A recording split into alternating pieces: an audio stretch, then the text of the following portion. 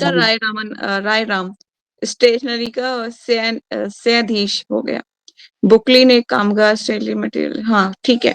तो ये नाम कुछ ऐसे हैं जो आपको आगे जाके जैसे जैसे क्या होगा कि प्रभुपाद ना अब आगे स्पिरिचुअल नाम से ही पुकारेंगे उनको, उमापति है ना, हे ग्रीव, कीर्तिदानंद, इस तरह से। तो आपको पता चल जाएगा कि इनके नाम ये थे, क्योंकि अभी हम इनके मटेरियल नाम से पढ़ते हुए आ रहे थे, अब इनके स्पिरिचुअल नाम से आगे पढ़ेंगे। ठीक है, तो आगे चलते हैं।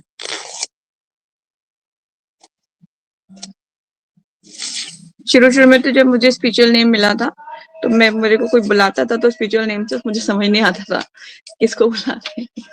धीरे धीरे हैबिट पड़ती है। ठीक है, तो मुझे अपना रिमाइंड रखना पड़ता था, ओ आई एम सनातनी, सनातनी कुजेश्वरी देवी दास। तो इस तरह से यस। तो प्रभुपाद ने दूसरी दीक्षा प्रारंभ की थी, उस दिन कौन सा दिन था? माता जी एक बार रिपीट करेंगे आप? प्रभुपाद जी ने जब दूसरी दीक्षा दी थी उस दिन कुछ बहुत बड़ा फेस्टिवल था, क्या हाँ नाम? माता जी उस दिन मुकुंद और जानकी की मैरिज थी, शादी थी। और उस दिन राधा राधा रानी का राधाष्टमी भी आविर्भाव थी। दिवस था, राधाष्टमी थी। ठीक है, उस दिन प्रभुपाद ने दूसरी दीक्षा दी थी। उसमें कीर्त का नाम कीर्तनानंद था और स्टीव का सत्स्वरूप। तो ब्रूस का था ब्रह्मानंद और चक का था अच्युतानंद। ठीक है, ये प्रभुपाद के बहुत नजदीकी मतलब सेवा करते थे, बहुत नजदीकी। प्रभुपाद ने शादी कराई थी किसकी? किस किस की शादी कराई थी प्रभुपाद जी ने, बताओ? जानकी लड़की थी और लड़के का पता नहीं। मुकुंद। यस, ठीक है, प्रभुपाद ने शादी कराई थी। अब आगे चलते हैं हमारे आज के टॉपिक पे। आगे क्या होता है?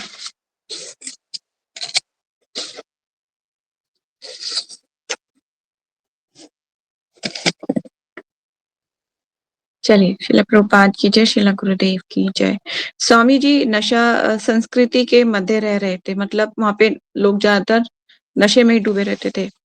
जहां पड़ोस के नवयुवक नशीली दवाओं से या जो भी साधन प्राप्त था उसके द्वारा अपनी चेतना को बदलने का असाध्य प्रयास कर रहे थे। स्वामी जी ने उन्हें आश्वस्त किया कि हरे कृष्णा का जप करने से उन्हें वांछित उच्च स्तर चेतना आसानी से प्राप्त हो सकेगी। कृष्ण चेतना भक्ति की व्याख्या करते समय नशे के अनुभव को गूढ़ संकेतों द्वारा बताना आवश्यक हो गया, भले ही उन्हें ये दिखाना हो कि दोनों परस्पर विरोधी मार्ग हैं। प्रभुपाद ने ना अब उनको उनकी लैंग्वेज में समझाना था। तो प्रभुपाद जी ने बताया कि जिस आप जो है ये नशा करके उच्च चेतना चाहते हो कि हम बहुत, हमारी जो चेतना है वो हाई हो जाए, तो आप ये करो हरे कृष्णा, तो आपकी चेतना भी हाई हो जाएगी। प्रभुपाद बताने का प्रयास करें कि ये कैसे भी करके स्पिरिचुअल लाइन में आ जाए, है ना। तो इसी तरह से चाहे दोनों विरोधी मार्ग हैं, दोनों का कहीं में मिलन नहीं है ना। नशे का और भक्ति से कोई लेना देना नहीं, भक्ति अलग है, नशा करना तो वो का तो नियम टूट जाएगा। पर लेकिन प्रभुपाद आप किसी को लेके आना है भक्ति में, तो वो एक बीच का उसको बता रहे हैं कि ऐसा कर लो, उससे भी तुम बहुत अच्छा फील करोगे, है ना। नशा हरे कृष्णा करके देखो।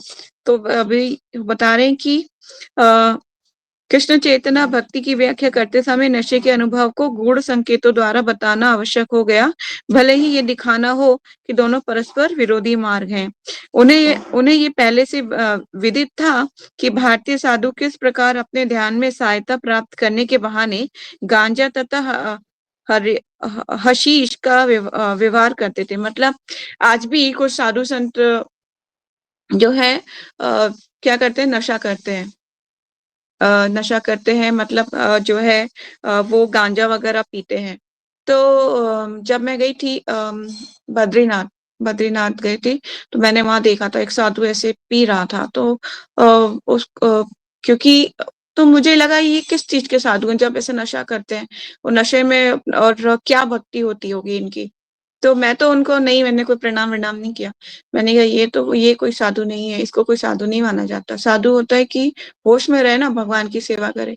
ये क्या होता है कि आप जो है नशे में रह के और सोचो कि मेरे को तो भगवान मिल गए और मतलब तपस्या हो रही है, तो वो एक पाखंड कहते हैं उसे, पाखंड। अभी भी हम कुंभ जा रहे हैं, कुंभ में भी ऐसे बहुत से लोग अच्छे मिलेंगे, बहुत से खराब मिलेंगे, बहुत से बहुत खराब मिलेंगे।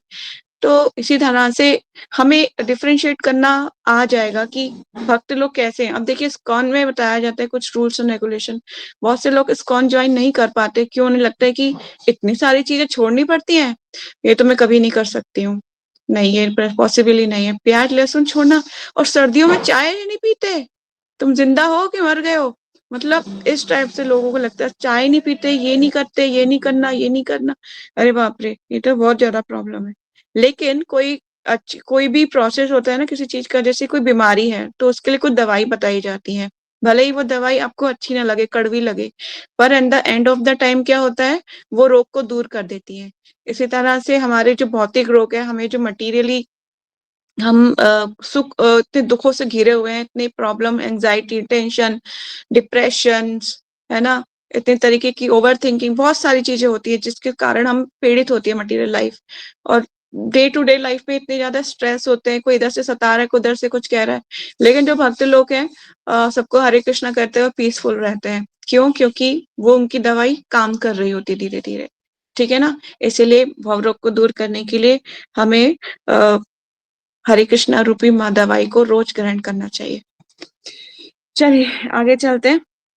भारतीय साधु किस प्रकार अपने ध्यान में सहायता प्राप्त करने के बहाने गांजा तथा हशीश का व्यवहार करते हैं।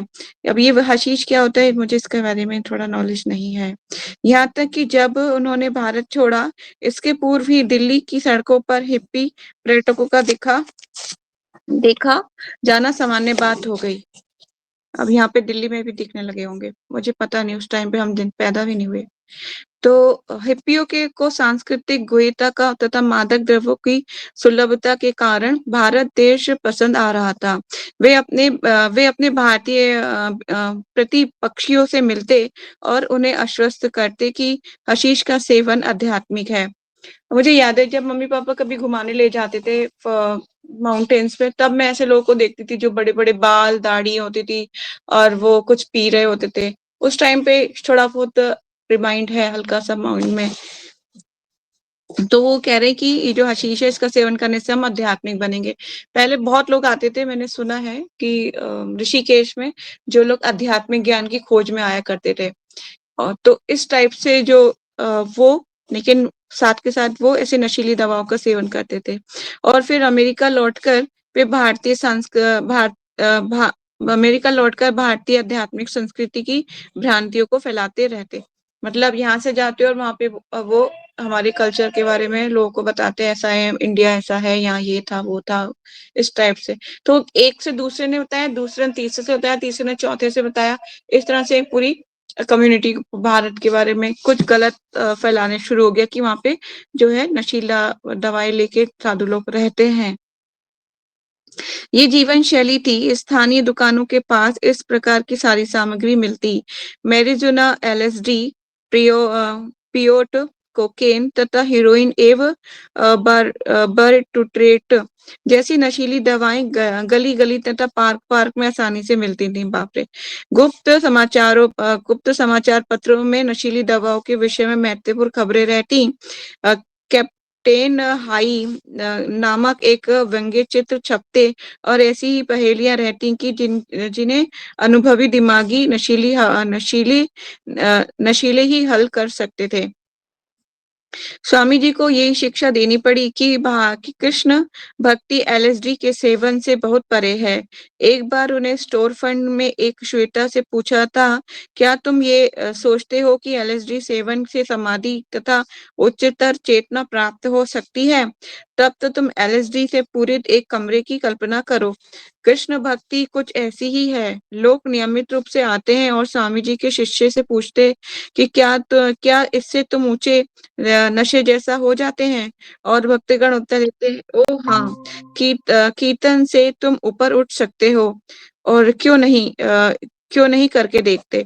तो मतलब बोल रहे हैं कि जो भी कोई आता था ना प्रभुपाद, जैसे पहले ही मैंने बताया कि उसको उसके जो नशीले दवा मतलब जो वो खाता है नशीली चीज, उससे क्या प्रभुपाद कहते थे तुम इसे खा के तुम्हें क्या फीलिंग होता है कि हम बहुत ऊंचा सोच पाते हैं, मतलब फ्लाइंग हाई, मतलब लाइका बहुत तुम ऊंचे हो जाओगे। तो ये अगर तुम हरे कृष्णा कीर्तन करोगे तो वैसे ही फीलिंग आएगी। ठीक है, अब देखिए क्या होता है। संभवतः उन दिनों टोमोथी लियरी तथा रिचर्ड एल्पर्ट नामक हार्वर्ड के दो मनोवैज्ञानिक शिक्षकों ने एलएसडी के संबंध में अत्यंत प्रसिद्ध प्रयोग किए थे और प्राप्त परिणामों को व्यवसायी पत्रिकाओं में प्रकाशित करते हुए तर्क दिया था कि आत्म साक्षात्कार तथा सिद्धि के लिए एलएसडी का व्यवहार किया जा सकता है। हार्वर्ड से निष्कासित किए जाने के पश्चात टिमोथी लियरी एलएसडी का राष्ट्रीय पादरी बन गया और कुछ काल तक मिलबुर्ग, न्यूयॉर्क में एक एलएसडी संघ चलाता रहा। अब मिलबुर्ग संघ के सदस्यों ने लोअर ईस्ट साइड के इस स्वामी के विषय में सुना जो अपने अनुयायियों को कीर्तन द्वारा ऊंचे ले जाता है, और वे स्टोर फंड आने लगे। उन्हें लगा कि एक स्वामी है जो स्टोर फंड में जो अपने शिष्यों को ऊंचा ले जाता है। मतलब इतना ज्यादा फैल गया सब जगह कि अब ये इनके स्वामी जी के जो शिष्य हैं इनको ऊंचा ले जाया जाता है। तो कैसे, देखिए क्या होता है, आगे चलते हैं। वो स्टोर फंड आने लगी। एक रात मिलबुक से 10 सिप्पियों का एक दल स्वामी जी के कीर्तन में आया। वे सभी कीर्तन करते रहे कृष्ण की पूजा के लिए उतना ही जितना कि ये देखने के लिए कि कीर्तन में कितना ऊंचे ले जाते हैं।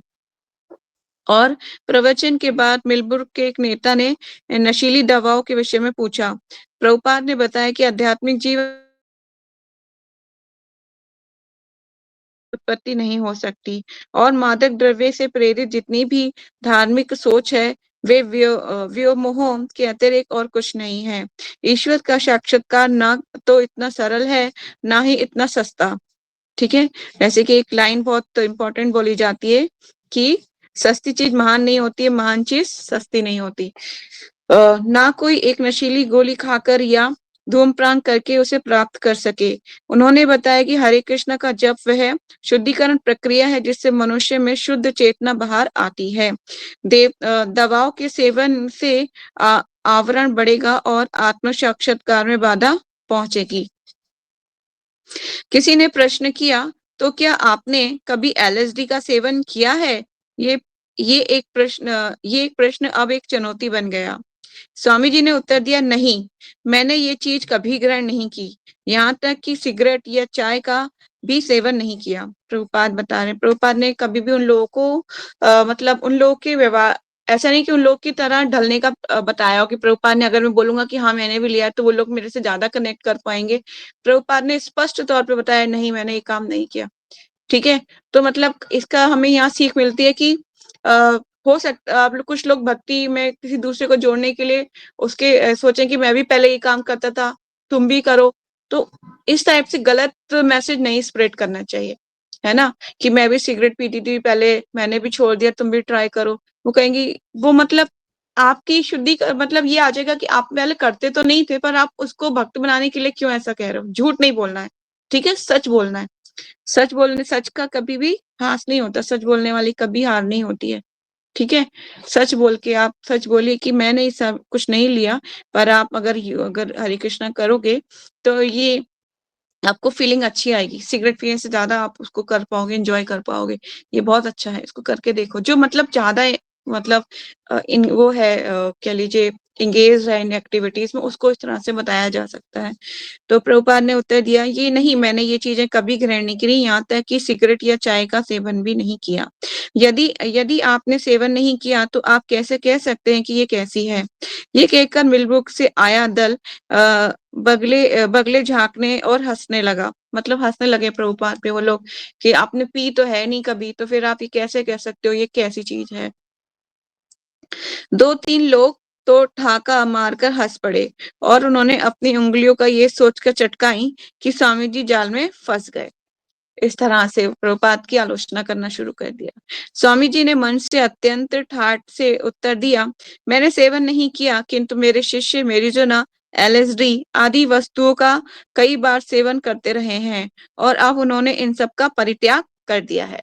तो प्रभुपाद ने अब उनके जो उन्होंने जो बातचीत करी उस पे प्रभुपाद ने अपना धैला फेंका है कि अब देखो मेरे जो शिष्य थे वो पहले ये सारी चीजों का सेवन कर चुके हैं, पर अब वो हरे कृष्णा करते हैं और सबको छोड़ दिया है।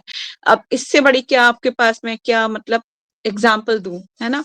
तो इस तरह से प्रभुपाद ने उनको डिफीट किया। अब आप लोग उनसे जान सकते हैं, हे ग्रीव जरा तुम बताओ तो। प्रभुपाद जी उत्तर संबोधित कर रहे हैं, हे ग्रीव जरा तुम बताओ तो। हे ग्रीव ने कुछ तनकर बैठ गया और बुलंद आवाज में बोला, आप एलएसडी से कितना ही ऊंचे क्यों ना चले जाएं, इसकी एक सीमा चोटी है, इसके बाद आपको वापस नीचे उतरना होता है। जिस प्रकार रॉकेट द्वारा अंतरिक्षयान में यात्रा करते समय होता है, उसने स्वामी जी का ये सुपरिचित उदाहरण दिया। जिस दिन प्रतिदिन आपका यान पृथ्वी से हजारों हजारों मील दूर जा सकता है, किंतु वे निरंतर यात्रा करते नहीं रह सकता। अंततः इसे पृथ्वी पर उतरना ही होता है। एलएसडी के सेवन से हमें ऊपर तक जाने का अनुभव होता है, किंतु हमें अनिवार्यतः फिर से नीचे आना ही होता है। ये कोई आध्यात्मिक चेतना नहीं है। वास्तविक रूप से आध्यात्मिक या कृष्ण चेतना प्राप्त हो जाने पर आप ऊंचाई पर ही रहते हैं। कृष्ण के पास जाने से आपको नीचे नहीं आना पड़ता, आप सदा के लिए ऊपर ही रह सकते हैं। ठीक है, आध्यात्मिक चेतना में कह रहे हैं कि जब हरे कृष्ण का कीर्तन जब किया जाता है तो आपकी चेतना ऊंची ही रहती है, नीचे नहीं होती, फिर आप नीचे नहीं आते। मतलब कि आप को और चीजें फिर अच्छी नहीं लगती। ठीक है, मटीरियली कोई भी चीजों में वो स्वाद वो इंटरेस्ट नहीं आएगा जो स्पिरिचुअली में आता है। जैसे बोलते हैं कि एक इसमें कहावत है कि जिसने हायर टेस्ट ले लिया वो लोअर टेस्ट की तरफ वापस नहीं मुड़ेगा। ठीक है ना। नेक्स्ट, स्वामी जी हेयग्रीव उमापति तथा अन्य शिष्यों के साथ अपने पिछले कमरे में बैठे हुए थे। सायंकालीन बैठक अभी अभी समाप्त हुई थी और मिलबुक से आए लोग जा चुके थे। उमापति बोला, स्वामी जी, कृष्ण भक्ति इतनी उत्तम है कि भक्त ऊपर ही ऊपर जाते रहते हैं और नीचे नहीं आना होता। स्वामी जी हंसे, हाँ ऐसा ही है। उमापति ने हंसते हुए कहा, फिर नीचे नहीं आना होता तो अन्य लोग भी हंस पड़े। कुछ ने ताली बजाई और वही शब्द दोहराए, फिर नीचे नहीं आना होता। ठीक है, इस वार्ता से प्रेरित होकर हेयग्रीव तथा उमापति ने एक इश्तिहार बनाया। क्या इश्तिहार बनाया, ये बहुत इंपॉर्टेंट है। फिर इन्होंने जाके इन सबको ना क्लबों में भी बांटा था। क्या है, इसको पढ़ते हैं। सदा सदा के लिए ऊपर रहिए, फिर नीचे नहीं आना होता। कृष्ण चेतना कृष्ण भावना का अभ्यास करो। दिव्य ध्वनि के अभ्यास से अपनी चेतना का विस्तार करो। हरे कृष्णा कृष्णा कृष्णा हरे हरे, हरे राम राम राम हरे हरे। ठीक है, तो ये इन्होंने एक इश्तिहार बनाया। अब ये सबको बांटेंगे तो देखिए और भी लोग आके जुड़ेंगे फिर प्रभुपाद से। ये पर्चा कृष्ण चेतना को सबसे ऊंचा ले चला। इसमें से एक वाक्यांश थे, नीचे आना बंद तथा शुरू करो। इनमें से आत्मसाक्षात्कार तथा प्रेरित चेतना के लिए कृत्रिम विधियों को उपयोग में लाने की विधि का विरोध किया गया था। किसी ने विरोध किया कि हिप्पी मानसिकता बहुत खिलवाड़ हो रहा है। किसी ने विरोध करा कि हिप्पी की मानसिकता से ये खिलवाड़ कर रहे हैं, विरोध करा उसका। किंतु स्वामी जी ने कहा, नहीं, ये ठीक है। ठीक है, तो अभी थोड़ा टाइम है, एक थोड़ा और पढ़ लेते हैं। अक्टूबर 1966 टॉमकिंसन स्क्वायर पार्क और लोअर ईस्ट साइड पर स्थित था।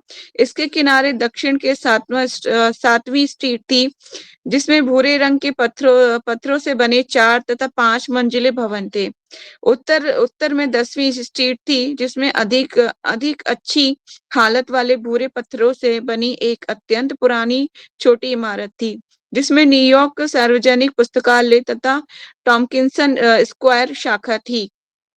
पार्क के पूर्व छोर एवेन्यू बी पर 1847 ईस्वी में निर्मित सेंट ब्रिगेड का गिरजाघर था, जबकि सारा पड़ोस नितांत अ, आय आयरलैंड वासियों का था। इस ब्लॉक का अधिकांश भाग अब भी गिरजाघर, स्कूल तथा रेक्टर निवासी से घिरा था। पार्क के पश्चिम ओर पर एवेन्यू ए था, जिसमें छोटे-छोटे पुराने टॉफियों का भंडार थे, जिनमें जिनमें समाचार पत्र, पत्रिकाएं, सिगरेट तथा अंडा किस्म सोडा बिकते थे। कुछ ही समय मंदिरालय मंदिरालय किनारे मदिरालय मदिरालय ओके, मैं चेक कर लेती हूँ, इसको ठीक कर लेती हूँ। मदिरालय, किराने और अनेक स्कूल दुकानें तथा कई सिल्विक रेस्टोरेंट थे, जिनमें से विशेषतः सस्ते शाकाहारी अनछना सूप मिलते, जिनमें से आकृष्ट होकर यूक्रेनवासी तथा हिप्पी शारीरिक पोषण के लिए वहां एकत्रित होते रहते। 10 एकड़ में फैले हुए इस पार्क में ऊंचे-ऊंचे वृक्ष थे, और किंतु इसके कम से कम आधे भाग का फर्श पक्का था। पगडंडियों के किनारे-किनारे तथा घास की सुरक्षा के लिए 5 फुट ऊंची भारी लोहे की बाड़ थी। बाड़ों तथा पगडंडियों के कारण ये पार्क भूल-भुलैया जैसा लगता था। चूंकि मौसम अभी गर्म था और रविवार का दिन था, अतः पार्क लोगों से भरा था। पगडंडियों के किनारे बनी बेंचों पर बैठने के सभी स्थान लगभग भरे थे। वृद्ध लोगों में से अधिकांश यूक्रेनवासी थे, और इस गर्म मौसम में भी वे अपने पुराने फैशन के सूट तथा स्वेटर पहने थे। वे अपने अपने परिवारों के साथ बैठकर बातें कर रहे थे। पार्क में अनेक बच्चे भी थे, जिनमें से अधिकांश पोर्टरिकोवासी तथा काले काले लोग थे, किंतु उनके साथ-साथ गोरे बालों वाले सख्त चेहरे वाली झोपड़ियों में रहने वाले बच्चे भी थे। वे अपनी साइकिल पर दौड़ लगा रहे थे, या गेंद या अ, फिल्स फिल्सबी खेल रहे थे। बास्केटबॉल तथा वॉलीबॉल के मैदानों में अधिकतर किशोर अवस्था के बालक थे। वे सदैव की भांति सदैव की भांति अनेक खुले दौड़ते हुए कुत्ते थे। संगमरमर के 4 स्तंभों का तथा छत वाला एक प्रमोद भवन बुर्ज था, जिसमें जल पीने का एक फव्वारा भी लगा था, जो प्राचीन दिनों की लेख के अनुसार 1891 की याद दिला रहा था, जिनमें चारों ओर की दीवारों पर लिखा था, आशा, श्रद्धा, दान तथा संयम। किंतु किसी ने इस पर काली स्याही पोतकर भद्दी तस्वीरें तथा अस्पष्ट नामों के साथ हस्ताक्षर कर रखे थे। आज एक बेंच पर कोई कोगा गोगा तथा बोगो ढोल वादक बैठे थे, और समूचा पार्क उनकी लय से गूंज रहा था। और वहां पर हिप्पी लोग भी थे, जो सबसे सर्वदा भिन्न थे। दाढ़ी रखे हुए बोहिमिया पुरुष और लंबे केशों वाली अनेक तरुण प्रेमिकाएं अपने पुराने नीले जीन्स पहने और अभी एक असामान्य दृश्य प्रस्तुत कर रहे थे। यहाँ तक कि लोअर ईस्ट साइड, जो अनमोल तरह के लोगों का अड्डा हो रहा था, उनकी उपस्थिति के कारण तनाव उत्पन्न करता था। ये मध्यम वर्ग के परिवार से संबंधित थे, अतः वे गंदी बस्तियों में आर्थिक अभाव के कारण नहीं आए थे। फलतः दीनहीन प्रवासियों के साथ उनके व्यवहार से संघर्ष उत्पन्न होते रहते थे, और हिप्पियों का आध्यात्मिक दवाओं के प्रति सुविदित झुकाव, अपने परिवार तथा संपन्नता के प्रति उनका विद्रोह और नवीन विचारों में उनकी तल्लीनता कभी-कभी पड़ोसियों के तानों एवं अल्पसंख्यक लोगों के कारण बनती रहती। किंतु हिप्पी लोग अपने मन की नहीं करना चाहते थे। वे प्रेम तथा शांति के अपने विद्रोह को जन्म देना चाहते थे। अतः लोग उनको पसंद नहीं करते, किंतु वे सह लेते थे। टॉमकिंसन स्क्वायर पार्क में नवयुवकों तथा हिप्पियों के बीच कई दल थे। कुछ ऐसे मित्र थे जो एकाएक स्कूल जाते रहते थे, और एक एक सी नशीली दवाएं खाते रहे थे, अथवा कला साहित्य राजनीतिक राजनीति तथा अध्यात्म किसी विशेष दर्शन में एक मत रखते थे। ये प्रेमी थे और ऐसे दल थे जो अज्ञात कारणों के कारण एक साथ रह रहे थे। यदि इनमें से कोई समान उद्देश्य था तो ये था कि मनमानी करना। अन्य लोग भी थे जो साधु की तरह रहते थे, एकांत पार्क पर बेंच पर बैठकर कोकेन के प्रभावों का विश्लेषण करते, वृक्षों के विचित्र ढंग से लड़खड़ाती हुई हरी पत्तियों और भवनों से परे आकाश की ओर तथा फिर पांव के पास पड़े कूड़े पर दृष्टि डालते और उनका मन भय से प्रकाश, निराशा, वियमों की ओर दौड़ता रहता, जब तक कि दवा का प्रभाव न समाप्त हो जाता, वे सामान्य धरातल पर पुनः न आ जाता। कभी-कभी वे नशे में सारी रात पार्क में जागते रहते और अंत में प्रभात का प्रकाश होते ही वे अपनी-अपनी बेंचों पर पांव फैलाकर सोने लगते। हे भगवान! विशेषतः हिप्पी लोग रविवार के दिन पार्क में आ जाते और Saint Mark place, Greenwich village या एस्टर प्लेस स्थित लोकिस संगठन एवेन्यू, सबवे या हुस्टन तथा सेकंड एवेन्यू स्थित IND सबवे जाते समय या कि फास्ट एवेन्यू में जाकर अपटाउन बस पकड़ते समय या सेकंड एवेन्यू से डाउनटाउन बस पकड़ते समय या नॉर्थ एवेन्यू की क्रॉस टाउन बस पकड़ते समय कम से कम इस पार्क से होकर अवश्य गुजरते। मतलब यहाँ पे पूरा अमेरिका हमें याद आ जाएगा। जो अगर आप कभी फ्यूचर में अमेरिका जाएंगे ना तो आपको सब कुछ समझ में आ जाएगा कि जो पढ़ा था ना, और डाउनटाउन, ये टाउन, वो टाउन। तो अन्यथा अपने अपने घरों से निकलकर खुली हवा में बैठने के उद्देश्य से वे पार्क जाते, जिससे वे पुनः ऊंचे उठे बातें करें और पार्क की भूल भुलैया में टहले। किंतु इन हिप्पियों के चाहे जो भी विभिन्न स्वार्थ या कारण रहे हो, लोअर ईस्ट साइड उनकी गोयता का एक अनिवार्य अंग था। एक गंदी बस्ती ना थी। भावना अमृत का प्रयोग करने के लिए ये संसार का सर्वोत्तम स्थान था। अपनी सारी गंदगी तथा हिंसा की कांक्षाएं भूरे पत्थरों के भवनों के बंद जीवन के बावजूद लोअर ईस्ट साइड अब भी मानसिक प्रचार की क्रांति के लिए सर्वप्रथम स्थान था। जब तक आप वहां ना रह रहे हो और आध्यात्मिक यात्राएं या मैरिजुना का सेवन ना करते रहे हो, तो या कम से कम मुक्त निजी धर्म की खोज बुद्धिमत्ता से ना कर रहे हो, तब तक आप प्रबुद्ध नहीं माने जाएंगे और सामान्य भौतिकतावादी ठेठ अमेरिकी व्यक्ति के क्रमिक विकास में भाग लेते नहीं माने जाएंगे। यही विशेषता थी कि जो इस साइड में एकत्रित होने वाले दर्शन की विविध शाखाओं से अपने अनुकूल सिद्धांतों को चुनने वाले चयनशील एलिस्टिक हिप्पियों में एकता पैदा करती थी। ऐसे अशांत जनसमूह के मध्य स्वामी जी अपने अनुयायियों सहित आए और कीर्तन करने बैठ गया। प्रभुपाद जी कहाँ गए? टॉमकिंसन स्क्वायर पार्क में, है ना, बहुत फेमस है, आज भी ये पार्क है।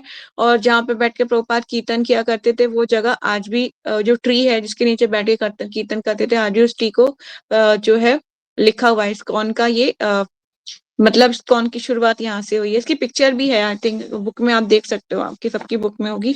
टॉमकिंसन स्क्वायर में जहाँ प्रभुपाद जी कीर्तन कर रहे हैं, आप देख सकते हैं, आपके पास होगी वो पिक्चर।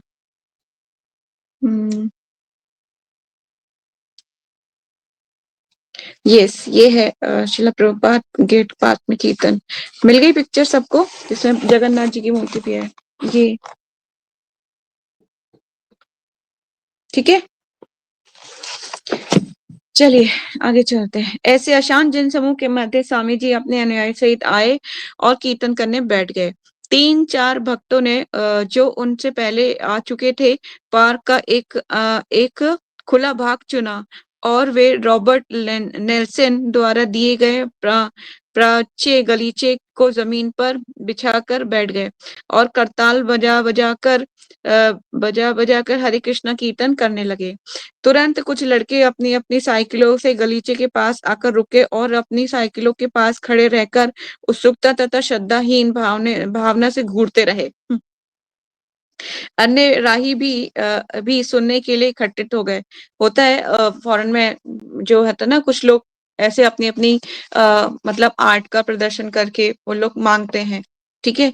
इस दौरान स्वामी जी ने आधा दर्जन शिष्यों के साथ अपने स्टोर फंड से आर्ट आर्ट ब्लॉक तक चलने के लिए निकल पड़े। उनके साथ ब्रह्मानंद हारमोनियम तथा स्वामी जी का ढोल लिए था।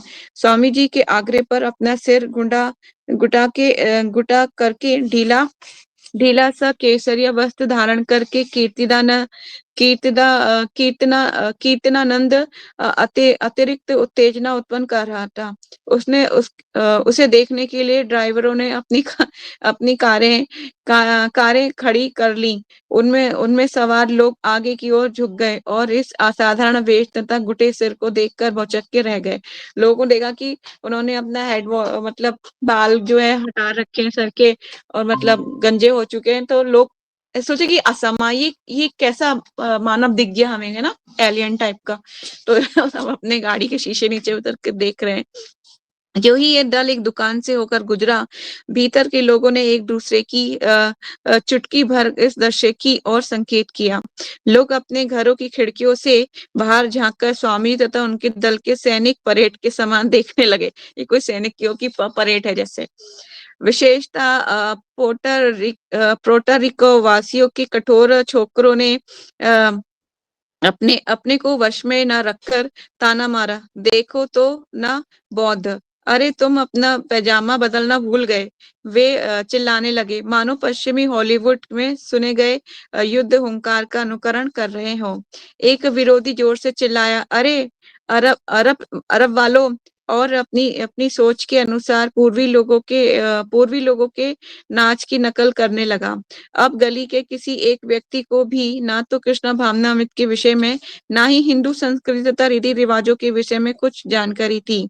उनके लिए स्वामी जी का ये दल मात्र प्रदर्शन करते हुए सिरफिरे हिप्पियों का झुंड था। किंतु उन्हें ये ज्ञात ना था कि स्वामी जी कौन है। कौन है, वे तो अलग थे। फिर भी उन सबों को संदेह था। किंतु लोअर ईस्ट साइड के इवनिंग हॉल पर जैसे कुछ अग्रणी निवासियों तथा अजनबियों के प्रति जो ऊपर से शांतिपूर्ण संदेश के लिए अत्यंत प्रतिष्ठित व्यक्ति प्रतीत हो रहा था, सहानुभूति का अनुभव कर रहे थे। इवन हल पर अनेक लोगों ने स्वामी जी के विषय में तरह तरह की धारणाएं बना रखी थी, मानो वे अचानक कीलों से बने छोटे बिस्तर पर लेटकर लोगों को देखने वाले हों, तथा इस तरह की अन्य भ्रांत धारणाएं थीं, तो भी वे एक शालीन, शांत, भद्र तथा सात्विक व्यक्ति के रूप में यहाँ इस प्रकार के बेमनस्से में आ फंसे थे। हिप्पी हैं क्या, वे कम्युनिस्ट हैं? यहाँ पर नवयुग चिढ़ा रहे थे कि वहीं अंधेर तथा बूढ़े लोग या तो अपना सिर हिला रहे थे या बिना समझे प्रभाव रहित होकर घूर रहे थे। पार्क तक का रास्ता सभी प्रकार की निंदा वाक्यों, अशिष्ट मजाकों तथा तनाव से पूर्ण था, किंतु कोई हिंसा नहीं हुई। आज विभिन्न जातियों वाले पड़ोसियों ने ये मान लिया था कि स्वामी जी अपने अनुयायियों सहित ऐसे विचित्र वेशभूषा में मात्र हास्य विनोद के तौर पर सड़कों पर निकल आए हैं, जिससे सब कुछ गड गड गमगड गड्डमगड हो रहा है, मतलब डगमगा हो जाए। सारे लोग घूरे और शोर मचाए। उनको लग रहा था कि कोई भी सामान्य भला मानस गंदी बस्ती का अमेरिकी निवासी ऐसा ही अनुभव करेगा। मतलब उनके लोगों के लिए ये सारी सभा ऐसी थी, मतलब ऐसे ना कुछ अजीब लोगों का समूह निकल आया है और वो लोग जो है कीर्तन कर रहे हैं। कभी-कभी ऐसा देखा भी होगा आपने, जब आप डिवोटी नहीं थे और जब डिवोटीज़ को देखते थे, तो आपको देखने में अजीब से लगते थे। होता था ना ऐसा? हमारे साथ भी हुआ है। तो ये लोग कौन हैं? इन्होंने अपने बाल क्यों कटा रखे हैं? ये इन्होंने शिखा कैसे रखी हुई है? क्या है ये? मतलब बस इतना ही पता था कि गुरुकुल में ऐसे लोग होते थे, गुरुकुल में। लेकिन ये इतने बड़े हो गए, इन्होंने अभी तक इनके बाल क्यों नहीं आए? मतलब इस टाइप से बहुत चीज़ें जो लोग डिवोटी नहीं हैं, जो इंडियन कल्चर से बिल्कुल उनको पता ही नहीं है, तो वो इस टाइप से सोच रहे हैं, ये कोई अलग टाइप के लोगों का समूह है। तो मेरे ख्याल से ये बहुत बड़ा है, आज समाप्त नहीं हो पाएगा। ठीक है? तो आगे का हम कुछ क्वेश्चन है आपका? तो ले सकते हैं। अभी 3 मिनट है वैसे तो मुझे लगता है। 3 मिनट है, थोड़ा पढ़ लें फिर एक पैराग्राफ और? चलिए। अतः पार्क तक दल के पहुंचने के लिए एक अच्छा खासा साहस का काम कर रहा था, किंतु स्वामी जी पर इसका कोई असर नहीं पड़ा। उन्होंने 1 या 2 बार पूछा भी कि वे क्या कर रहे हैं, तो ब्रह्मानंद ने सब कुछ बता दिया। स्वामी जी अपना सिर को ऊंचा किए, अपनी थोड़ी उठाए और अपने ढंग से चले जा रहे थे। इससे वे राजसी और दृढ़ संकल्प लग रहे थे। उनकी दृष्टि आध्यात्मिक थी और वे हर एक को आध्यात्मिक जीवात्मा और कृष्ण की प्रत्येक वस्तु के नियामक रूप में देख रहे थे। इसके बावजूद भी सांसारिक दृष्टि से वे नगर में भगदड़ मचने से भयभीत नहीं थे। आखिरकार वे एक अनुभवी कोलकाता वासी थे। लगभग 10 मिनट से कीर्तन चल रहा था, जबकि स्वामी जी का पदार्पण हुआ। रबड़ की सफेद चप्पलें उन्होंने वैसे ही उतार दी, मानो वे घर में स्थित मंदिर में हों, और अपने अनुयायियों के साथ जो वे अपना गायन बंद करके उनकी ओर देख रहे थे, गलीचे पर बैठ गए। और उन्होंने गुलाबी स्वेटर पहन रखा था और कंधे पर खादी चादर डाल रखी थी। वे मुस्कुराए और अपने दल की ओर देखकर उन्होंने ताल 1, 2, 3 इस तरह गिनते-गिनते जोर से ताली बजाने लगे। फिर करतालें बजने लगीं। पहले तो गलत लय में, किंतु उन्होंने तालियां बजाते हुए लय को बनाए रखा और शिष्यों ने तालियों तथा मंजीरों की ताल से बंद स्थिति गीत में लय पकड़ ली। ठीक है? जब फॉर एग्जाम्पल कि अगर आपको मैं बोलूँ कि करताल बजाओ, आपको नहीं आती करताल बजानी, तो मैं ऐसे हाथ पे सिखाऊँगी ना आपको 1 2 3 1 2 3 तो आप करताल वैसे बजाओगे ना तो बजानी आ जाएगी। तो इस तरह से प्रभुपाद जो है उनको मतलब ट्रेन भी कर रहे हैं और उनकी करताल को ठीक भी कर रहे हैं। तो प्रभुपाद ने बोला उनका अनुकरण करने के लिए ना जैसे ही वो बजा रहे हैं तो उनको करताल बजानी आ गई। ठीक है? तो इस तरह से ये एक था। एक पैराग्राफ और ले लेते हैं। वे ऐसी प्रार्थना गाने लगे जिससे अन्य कोई नहीं जानता था।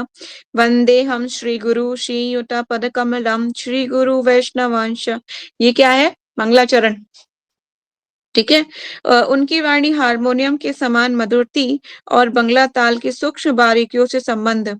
एक विशाल बल बलूत ओक वृक्ष के नीचे गलीचे पर बैठकर उन्होंने रहस्यमय संस्कृत प्रार्थनाएं गाईं। उनके अनुयायियों को हरे कृष्णा मंत्र के अतिरिक्त और कुछ भी ज्ञात न था, किंतु वे स्वामी जी को जानते थे कि उनको ध्यानपूर्वक सुनकर लय बनाए हुए थे। जबकि सड़क पर मालवाहक गाड़ियां भर भरा रही थीं और दूसरा कार्गो ढोल बज रहे थे। जो ही उन्होंने श्री रूप सागर जात सुनाया, त्यों ही कुत्ते पास आ गए और बच्चे घूरने लगे और कुछ मजाकिये उंगली उठाने लगे। अरे ये वह कौन पुजारी हैं? किंतु उनकी वाणी संघर्षशील द्वैतता से बहुत परे शरण स्थली थी। उनके शिष्य मंजीरे बजाते रहे और वे अकेले गाते रहे। श्री राधा कृष्ण पादान। स्वामी जी ने गोपियों के प्रिय श्री कृष्ण श्रीमती राधा रानी के शुद्ध माधुर्य प्रेम की प्रशंसा में प्रार्थनाएं गाईं। कृष्ण के अंतरंग पार्षद द्वारा सैकड़ों वर्ष से गाया जाने वाला प्रत्येक शब्द गुण दिव्य अर्थ से परिपूर्ण था, जिसे स्वामी जी ही समझ रहे थे। सहगण ललिता श्री विशाखान्वितांश। यद्यपि इस प्रकार गाते हुए उनको सुनना काफी आवेशपूर्ण लग रहा था, किंतु सभी प्रतीक्षा में थे कि वे हरे कृष्णा का कीर्तन प्रारंभ करें। और भी लोग आ गए। स्वामी जी यही चाह रहे थे कि वे चाहते थे कि वे चाहते थे कि वे लोग उनके साथ-साथ कीर्तन करें और नाचें। अब उनके अनुयायी भी यहाँ यही चाह रहे थे कि और वे उनका साथ देना चाह रहे थे। ऐसा लग रहा था कि वे इसे सदैव करना चाहेंगे और वे स्वामी जी के साथ जाएँगे, बैठेंगे और कीर्तन करेंगे। स्वामी जी उन सबके साथ सदैव कीर्तन करते रहेंगे। तब उन्होंने हरे कृष्णा, कृष्ण कृष्ण हरे हरे, हरे राम, राम राम, हरे हरे प्रारंभ किया। प्रारंभ में लोगों ने अत्यंत मंद तथा अस्पष्ट गाकर साथ दिया, किंतु स्वामी जी ने दोहराकर सही ढंग से गाया। उन्हें पुनः गाया तथा साहस बटोरकर करताल बजाते हुए तथा हाथ से 1, 2, 3 तालियां बजाते हुए दोहराया। पुनः मंजीरा बजते और स्वामी जी उनकी ओर भक्तिभाव से देखते हुए स्वामी जी को भक्तिभाव से देखते हुए उन सभी ने दोहराया। स्वामी जी के प्रेमवश वे अपने परिवेश से नाता तोड़कर कीर्तन मंडली के रूप में उनके साथ हो लिए। स्वामी जी बाएं हाथ से मृदंग का पट्टा पकड़े तथा अपना छोटा मृदंग बजा रहे थे और मृदंग को अपने शरीर से लगाए थे तथा अपने दाएं हाथ से मृदंग पर गूढ़ ताल दे रहे थे। हरे कृष्णा, कृष्ण कृष्ण हरे हरे, हरे राम, राम राम, हरे हरे। आधे घंटे बाद सभी वे हरे कृष्णा मंत्र का प्रखरता से कीर्तन कर रहे थे। अब वे उनका साथ दे रहे थे और उनके चारों ओर देखने वालों की संख्या बढ़ती जा रही थी। कुछ हिप्पी पीछे कालीन के सिरे पर बैठ गए और पालती मारकर बैठने, सुनने, ताली बजाने और कीर्तन करने का अनुकरण करने लगे और ज्यों-ज्यों अधिक लोग सम्मिलित होते गए, त्यों-त्यों प्रभुपाद जी के चारों ओर की लघु मंडली बढ़ती गई। सदा की भांति उनके कीर्तन में से गवैये आकृष्ट हुए। ठीक है, आज हम इतना ही पढ़ेंगे, बाकी कल पढ़ेंगे। यस, कोई डाउट, कोई क्वेश्चन?